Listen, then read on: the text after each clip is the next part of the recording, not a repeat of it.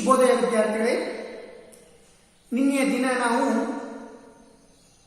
ಸುಧಾಮನ ಹೆಂಡತಿಯು ಶ್ರೀಕೃಷ್ಣನ ಬಳಿ ಹೋಗಿ ಸಹಾಯ ಕೇಳಿಕೊಂಡು ಬಾ ಎಂದು ಗಂಡನಿಗೆ ಒತ್ತಾಯ ಮಾಡಿದಾಗ ಇಲ್ಲಿ ಸುಧಾಮನು ತನ್ನ ಹೆಂಡತಿಯ ಒತ್ತಾಯಕ್ಕೆ ಮಣಿದು ಅದರ ಜೊತೆಗೆ ತನ್ನ ಮಕ್ಕಳ ಹಸಿವಿನ ಸ್ಥಿತಿಯನ್ನು ಕಂಡು ಸಹಾಯವನ್ನು ಪಡೆಯುವುದಕ್ಕಾಗಿ ಇಲ್ಲಿ ದ್ವಾರಕೆಗೆ ಬರ್ತಾನೆ.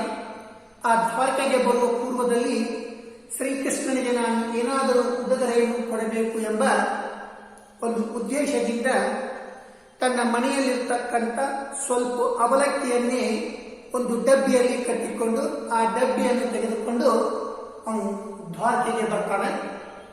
ದ್ವಾರಕೆಗೆ ಬಂದ ನಂತರ ಏನು ನಡೆಯುತ್ತದೆ ಎಂಬುದನ್ನು ಇವತ್ತಿನ ದಿನ ನಾವು ನೋಡೋಣ.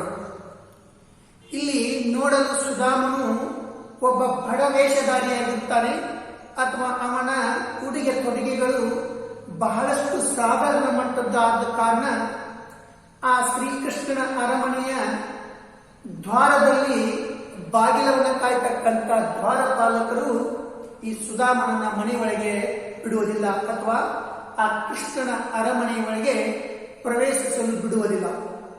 ಕಾರಣ ಈ ಸುಧಾಮ ಒಬ್ಬ ಸಾಮಾನ್ಯವಾದಂಥ ವ್ಯಕ್ತಿ. ಸಾಮಾನ್ಯವಾದಂಥ ವ್ಯಕ್ತಿಗಳಿಗೆ ಅರಮನೆ ಒಳಗೆ ಪ್ರವೇಶ ಇಲ್ಲದೆ ಇರುವುದರಿಂದ ಆ ದ್ವಾರಪಾಲಕರು ಇಲ್ಲಿ ಸುಧಾಮನನ್ನ ಅರಮನೆ ಒಳಗೆ ಬಿಡದೆ ಆ ದ್ವಾರಪಾಲಕರ ಬಾಗಿಲಿನ ಬಳಿ ತಡೆದು ನಿಲ್ಲಿಸಿರುತ್ತಾರೆ. ಆಗ ಮುಂದೆ ನಡೆಯುವಂತಹ ಘಟನೆಯನ್ನ ಇವತ್ತು ನಾವು ನೋಡೋಣ. ಕೃಷ್ಣನ ಅರಮನೆ ಕಾವಲುಗಾರರು ಸುಧಾಮನನ್ನು ಅರಮನೆ ಒಳಗೆ ಬಿಡದೆ ಬಾಗಿಲಲ್ಲೇ ನಿಲ್ಲಿಸುವನು. ಕೃಷ್ಣ ಆಕಸ್ಮಿಕವಾಗಿ ಹೊರಗೆ ಬರುವನು, ಸುಧಾಮನನ್ನು ನೋಡುವನು. ಈ ದ್ವಾರಪಾಲಕರು ಸುಧಾಮನನ್ನ ಅರಮನೆಯ ಬಿಡದೆ ಆ ದ್ವಾರ ಬಾಗಿಲದ ಹತ್ತಿರ ತಡೆದು ನಿಲ್ಲಿಸಿದಾಗ ಅದೇ ಸಂದರ್ಭಕ್ಕೆ ಶ್ರೀಕೃಷ್ಣನು ಆಕಸ್ಮಿಕವಾಗಿ ಯಾವುದೋ ಒಂದು ಬೇರೆ ಕೆಲಸದ ನಿಮಿತ್ತವಾಗಿ ಶ್ರೀಕೃಷ್ಣ ಹೊರಗಡೆ ಹೋಗಬೇಕಾಗಿರುತ್ತೆ. ಅದಕ್ಕಾಗಿ ಶ್ರೀಕೃಷ್ಣನು ಆ ಮನೆಯಿಂದ ಅಥವಾ ಅರಮನೆಯಿಂದ ಹೊರಗೆ ಬಂದು ಸುಧಾಮನನ್ನು ನೋಡ್ತಾನೆ. ಅವಾಗ ಕೃಷ್ಣನಿಗೆ ಆಶ್ಚರ್ಯವಾಗಿರುತ್ತೆ. ಆ ಸುಧಾಮನನ್ನು ನೋಡಿದ ತಕ್ಷಣ ಆ ಕೃಷ್ಣ ಏನು ಹೇಳ್ತಾನೆ ಅನ್ನೋದನ್ನ ಕೇಳೋಣ. ಆಶ್ಚರ್ಯದಿಂದ ಸುಧಾಮನನ್ನು ನೋಡಿದಂತ ಶ್ರೀಕೃಷ್ಣನಿಗೆ ಬಹಳಷ್ಟು ಆಶ್ಚರ್ಯವಾಗುತ್ತೆ. ಓ ಸುಧಾಮ, ಯಾವಾಗ ಬಂದೆ? ಪಾ ಒಳಗೆ. ಸುಧಾಮನನ್ನು ಕೈ ಹಿಡಿಯುವನು. ಕಾವಲುಗಾರರು ಆಶ್ಚರ್ಯದಿಂದ ದೂರು ಸುರಿದರು. ಆ ಶ್ರೀಕೃಷ್ಣ ಪರಮಾತ್ಮ ಬಂದು ಸುಧಾಮನನ್ನ ಓ ನೀ ಯಾವಾಗ ಬಂದೆ ಎಂದು ಕೇಳಿದಾಗ ಅಲ್ಲಿರ್ತಕ್ಕಂಥ ದ್ವಾರಪಾಲಕರಿಗೆ ಆಶ್ಚರ್ಯವಾಗಿ ಆ ದ್ವಾರಪಾಲಕರೆಲ್ಲ ಅಲ್ಲಿಂದ ಸರಿದಿದ್ದಾರೆ ಹಿಂದಗಡೆ. ಶ್ರೀಕೃಷ್ಣ ಪರಮಾತ್ಮ ಆ ಸುಧಾಮನನ್ನ ಕೈ ಹಿಡಿಕೊಂಡು ತನ್ನ ಅರಮನೆ ಒಳಗೆ ಕರೆದುಕೊಂಡು ಹೋಗುತ್ತಾ ಆಶ್ಚರ್ಯದಿಂದ ನೀನು ಯಾವಾಗ ಬಂದೆ, ಹೇಗಿದ್ದೀಯ, ನೀನು ಏನ್ ಮಾಡ್ತಾ ಇದೆಯಾ ಅಂತ ಹಲವಾರು ಪ್ರಶ್ನೆಗಳನ್ನು ಕೇಳಿದಾಗ ಆ ಸುಧಾಮನು ಕೃಷ್ಣನೊಂದಿಗೆ ಅರಮನೆ ಒಳಗೆ ಹೋಗ್ತಾನೆ. ಈ ಒಂದು ಸನ್ನಿವೇಶವನ್ನು ನೋಡಿದಂತ ಆ ದ್ವಾರಪಾಲಕರಿಗೆ ಆಶ್ಚರ್ಯವಾಗುತ್ತೆ. ಕಾರಣ ನಮ್ಮ ರಾಜ್ಯದಲ್ಲಿ ಈ ಬಡಪಾಯಿಯಲ್ಲಿ ರಾಜರು ಬಂದು ಈ ಬಡಪಾಯಿಯನ್ನ ಕೈ ಹಿಡಿದು ಒಳಗೆ ಕರ್ಕೊಂಡು ಹೋಗಲ್ಲ. ಇವರಿಬ್ಬರ ಮಧ್ಯೆ ಏನು ಸಂಬಂಧ ಇರಬೇಕು ಎಂಬುದು ಆ ಒಂದು ದ್ವಾರಪಾಲಕರಲ್ಲಿ ಆಶ್ಚರ್ಯವಾಗುತ್ತೆ. ಅವಾಗ ಸುಧಾಮ ಹೇಳ್ತಾನೆ, ಶ್ರೀಕೃಷ್ಣ ಮಹಾರಾಜರು ಅತೀವ ಸಂತೋಷದಿಂದ ಆನಂದ ಬಾಷ್ಪ ಸುರಿಸುತ್ತಾ ಮಾತೇ ಹೊರಡುತ್ತಾಯಿತು. ಯಾವಾಗ ಶ್ರೀಕೃಷ್ಣ ಪರಮಾತ್ಮ ಬಂದು ಈ ಸುಧಾಮನ ಕೈ ಹಿಡಿದು ಒಳಗಡೆ ಕರೆದುಕೊಂಡು ಹೋದನು, ಅವಾಗ ಶ್ರೀಕೃಷ್ಣ ಮಹಾರಾಜರೇ ಎಂಬ ಮಾತು ಆ ಸುಧಾಮನ ಬಾಯಿಂದ ಬರುತ್ತೆ. ಆದರೆ ಮುಂದೆ ಏನನ್ನು ಮಾತನಾಡಬೇಕು ಎಂಬುದೇ ಅವನಿಗೆ ಹೊಳೆಯುವುದಿಲ್ಲ. ಕಾರಣ ಇಂಥ ಮಹಾರಾಜರು ನನ್ನನ್ನು ಕೈ ಹಿಡಿದು ಒಳಗಡೆ ಕರೆದುಕೊಂಡು ಹೊಂಟಿದ್ದಾರೆ ಎಂಬುದನ್ನು ತಿಳಿದು ಅವನಿಗೆ ಬಹಳ ಸಂತೋಷವಾಗುತ್ತೆ. ಆವಾಗ ಅವನ ಕಣ್ಣುಗಳಿಂದ ಆನಂದ ಬಾಷ್ಪ ಬರುತ್ತೆ. ಆನಂದ ಬಾಷ್ಪ ಅಂತಂದ್ರೆ ಸಂತೋಷದ ನೀರು, ಕಣ್ಣೀರು. ಆನಂದ ಬಾಷ್ಪ, ಆನಂದ, ಸಂತೋಷದ ಕಣ್ಣೀರು. ಸಂತೋಷದ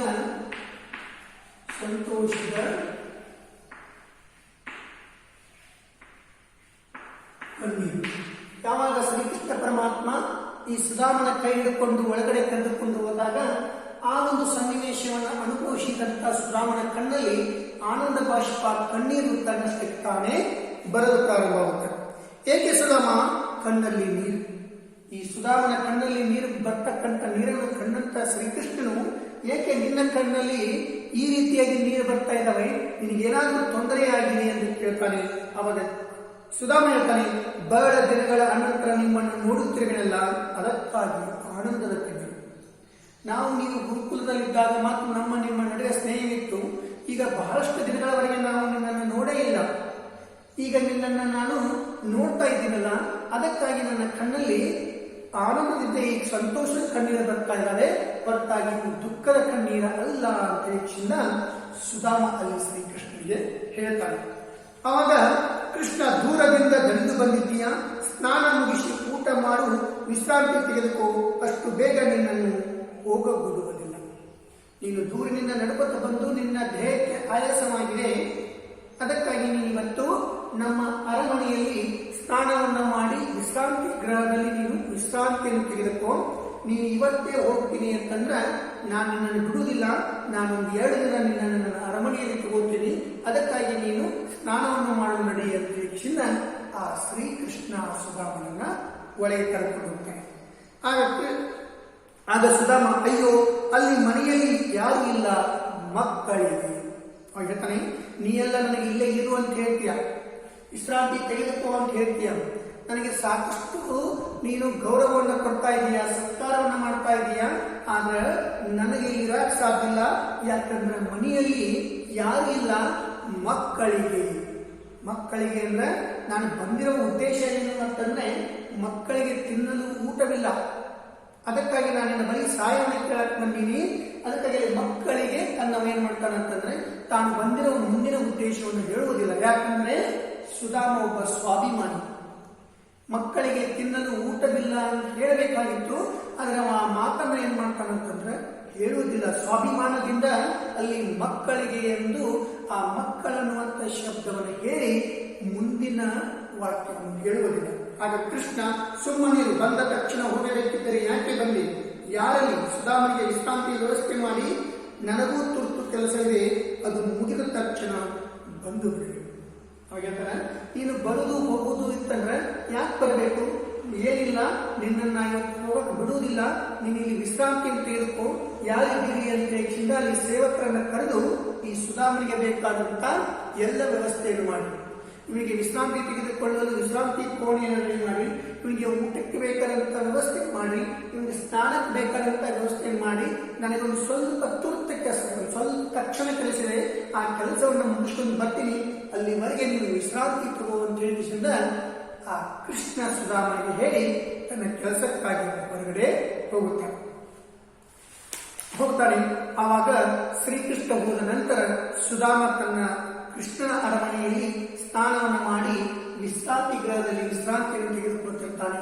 ಅದೇ ಸಂದರ್ಭದಲ್ಲಿ ಶ್ರೀಕೃಷ್ಣ ಹೊರಗಡೆ ಹೋಗಿ ತನ್ನ ಕೆಲಸವನ್ನು ಮುಗಿಸಿಕೊಂಡು ಮರಳಿ ಬರ್ತಾನೆ. ಕೃಷ್ಣನ ಅರಮನೆ, ಸುಧಾಮನಿರುವ ಕೋಣೆ ತೆರೆ ಸರಿದ. ಅಲ್ಲಿ ಸುಧಾಮ ಈ ಶ್ರೀಕೃಷ್ಣನ ಭವ್ಯವಾದಂತಹ ಅರಮನೆಯ ವಿಶ್ರಾಂತಿ ಗೃಹದಲ್ಲಿ ವಿಶ್ರಾಂತಿಯನ್ನು ತೆಗೆದುಕೊಳ್ಳುತ್ತಿರ್ತಾನೆ. ಆ ಸಂದರ್ಭದಲ್ಲಿ ಶ್ರೀಕೃಷ್ಣ ತನ್ನ ತಕ್ಷಣದ ಕೆಲಸವನ್ನು ಮುಗಿಸಿಕೊಂಡು ಮರಳಿ ಆ ಸುಧಾಮನಿರುವಂತಹ ಕೋಣೆಗೆ ಬರುತ್ತಾನೆ. ಸುಧಾಮ ಸ್ವಗತ, ಶ್ರೀಕೃಷ್ಣನಂತ ಮಿತ್ರನನ್ನು ಪಡೆದ ನಾನೇ ಧನ್ಯನು, ನನ್ನನ್ನು ಮರೆತಿಲ್ಲ, ನಾನು ತಂದ ಅವಲಕ್ಕಿಯನ್ನು ತಾನು ತಿಂದು ಹೆಂಡತಿಗೂ ಪ್ರೀತಿಯಿಂದ ತಿಳಿಸಿದ. ಇಷ್ಟೊಂದು ಪ್ರೀತಿ ವಿಶ್ವಾಸವಿರುವ ಕೃಷ್ಣ ಹತ್ತಿರ ನನ್ನ ಬಡತನ ಹೇಳಿ ಆತನ ಮನಸ್ಸಿಗೆ ಬೇಸರ ಉಂಟು ಮಾಡಬಾರದು, ನನ್ನ ಬಡತನ ನನಗಲಿ. ಆ ಒಂದು ವಿಶ್ರಾಂತಿ ಗೃಹದಲ್ಲಿ ಕುಳಿತುಕೊಂಡು ಸುಧಾಮ ತನ್ನಷ್ಟಕ್ಕೆ ತಾನೇ ಯೋಚನೆ ಮಾಡ್ತಾನೆ. ಶ್ರೀಕೃಷ್ಣ ಪರಮಾತ್ಮ ನನ್ನನ್ನ ಬಹಳ ಪ್ರೀತಿ, ಗೌರವ, ಆದರತೆಯಿಂದ ವಿನಯತೆಯನ್ನು ಪಡೆದಿದ್ದಾನೆ. ಅವನಂತ ಸ್ನೇಹಿತನನ್ನು ಪಡೆದಂತವ ನಾನೇ ಒಬ್ಬ ಭಾಗ್ಯವಂತ. ಇಂಥ ಸ್ನೇಹಿತರ ಮುಂದೆ ನನ್ನ ಬಡತನದ ಸ್ಥಿತಿಯನ್ನು ಹೇಳಿ ಅವನ ಮನಸ್ಸಿಗೆ ನೋವನ್ನುಂಟು ಮಾಡುವುದು ಬೇಡ. ನನ್ನ ಬಡತನ ನನಗಿರಲಿ, ಅವನ ಸ್ನೇಹವನ್ನು ಕಳೆದುಕೊಳ್ಳುವುದು ಬೇಡ. ಅವನ ಮುಂದೆ ನನ್ನ ಸಮಸ್ಯೆಗಳನ್ನು ಹೇಳಿ ಅವನ ಮನಸ್ಸಿಗೆ ನೋವನ್ನುಂಟು ಮಾಡುವುದು ಬೇಡ. ಅದಕ್ಕಾಗಿ ನಾನು ಬಂದಿರುವುದು ಇಲ್ಲಿ ಸಹಾಯವನ್ನು ಕೇಳುವುದಕ್ಕಾಗಿ ನಾನು ಕೃಷ್ಣನ ಮುಂದೆ ನನ್ನ ಯಾವುದೇ ಕೆಟ್ಟ ಪರಿಸ್ಥಿತಿಯ ಪರಿಸ್ಥಿತಿಯನ್ನ ಅಥವಾ ನನ್ನ ಬಡತನವನ್ನು ಹೇಳೋದು ಬೇಡ.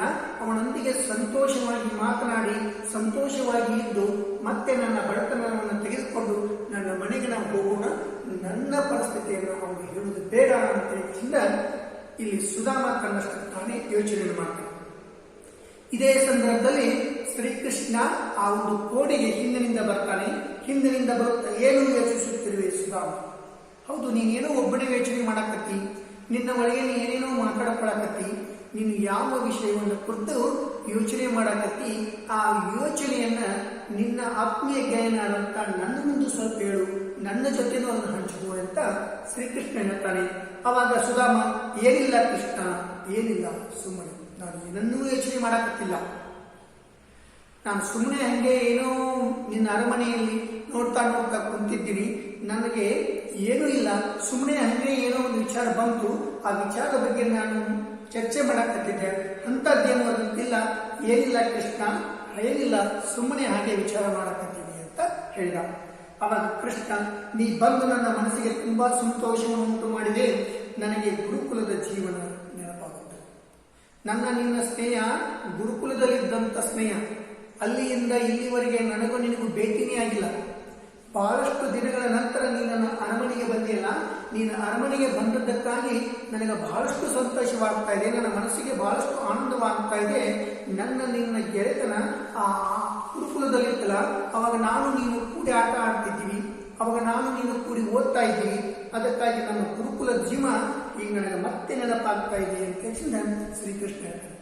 ನಮಗೂ ಅಷ್ಟೇ, ನಾವು ಯಾವಾಗ ಕಲಿತಂತ ಸ್ನೇಹಿತರು ಬಹಳಷ್ಟು ದಿನಗಳ ನಂತರ ಭೇಟಿಯಾದಾಗ ನಮ್ಮ ಆನಂದಕ್ಕೆ ಕೊನೆಯೇ ಇರುವುದಿಲ್ಲ.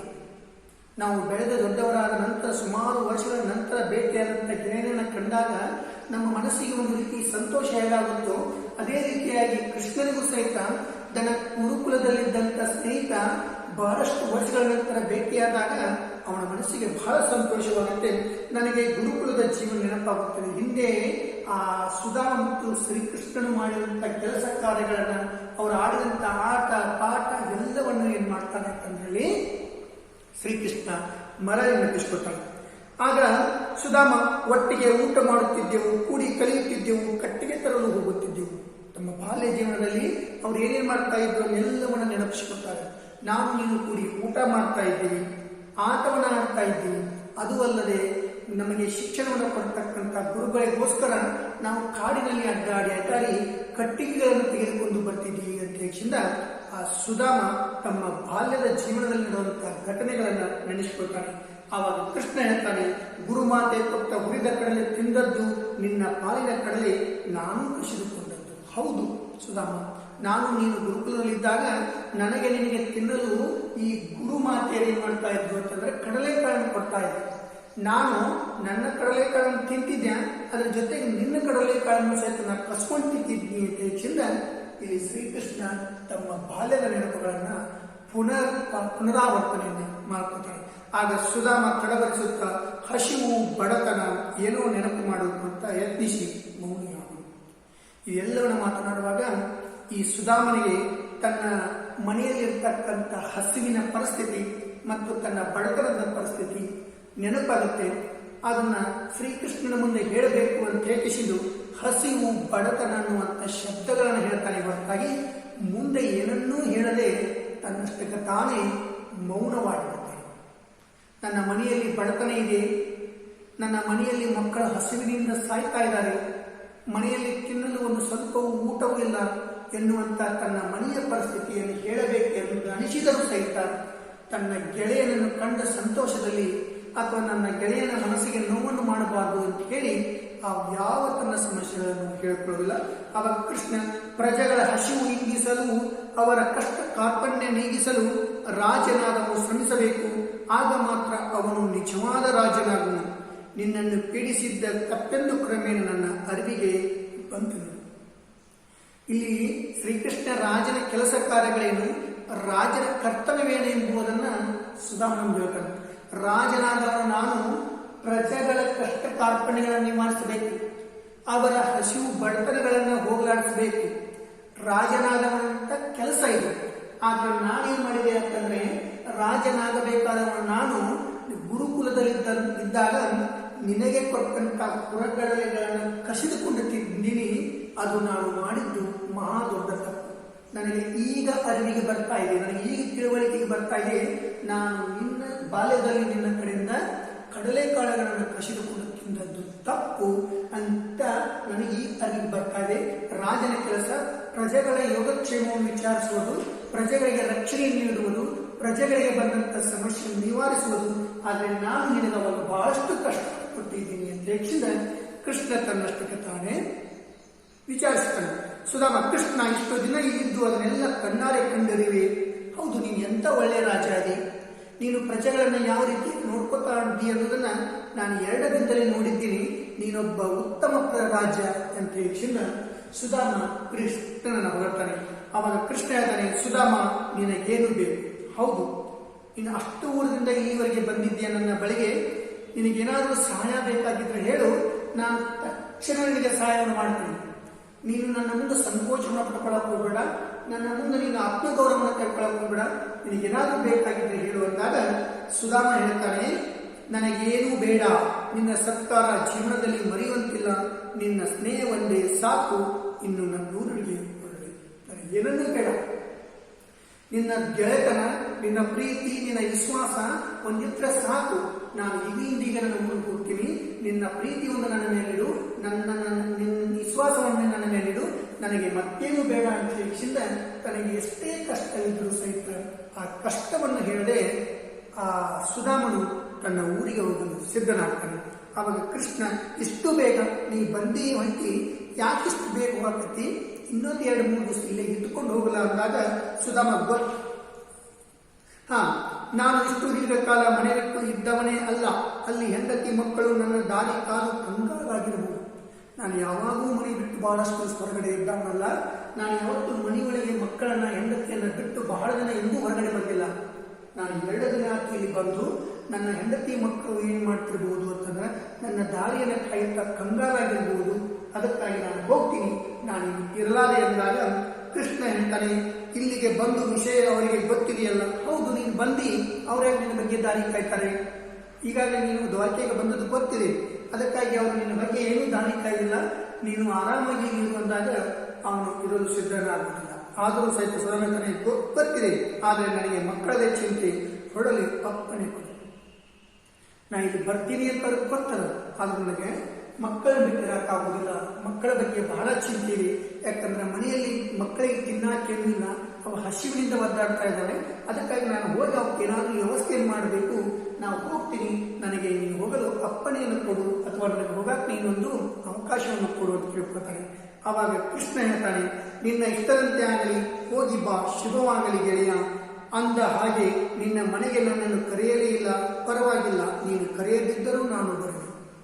ಆಯ್ತಪ್ಪ, ನೀನು ಹೋಗ್ತೀನಿ ಅಂತಿ, ನೀನು ಹೋಗು, ನಿನ್ನ ಜೀವನ ಸುಖವಾಗಲಿ. ಹೌದು, ನೀನು ಹೋಗ್ತಾನೆ ಅಂತೀಯಲ್ಲ, ಆದ್ರೆ ನಿನ್ನ ಜೀವನ ಎಲ್ಲ ಶುಭವಾಗಲಿ, ನಿನಗೆ ಒಳ್ಳೆಯದಾಗಲಿ. ಆದ್ರೆ ನಿನ್ನ ಮನೆಗೆ ನನ್ನನ್ನು ಯಾಕೆ ಕರೀಲಿಲ್ಲ? ಕರೆದಿದ್ರೂ ಸಹಿತ ನಾನೊಂದು ನಿನ್ನ ಮನೆಗೆ ಬಂದೇ ಬರ್ತೀನಿ ಅಂತ. ಅವಾಗ ಸುಧಾಮ ಹೇಳ್ತಾನೆ, ದಯವಿಟ್ಟು ನನ್ನ ಮನೆಗೆ ಬರಬೇಡಿ, ಯಾಕಂದ್ರೆ ನಾನೊಬ್ಬ ಬಡ ತಾಯಿ, ನನಗೆ ಸಣ್ಣದಾದಂಥ ಮನೆಯಲ್ಲಿ ನೀವು ದ್ವಾರಕೆಯ ರಾಜ, ನಿನ್ನನ್ನು ಕರೆದು ನಿನಗೆ ಬೇಕಾದಂತ ಸತ್ಕಾರವನ್ನು ಮಾಡುವಂತ ಶಕ್ತಿ ನನಗಿಲ್ಲ.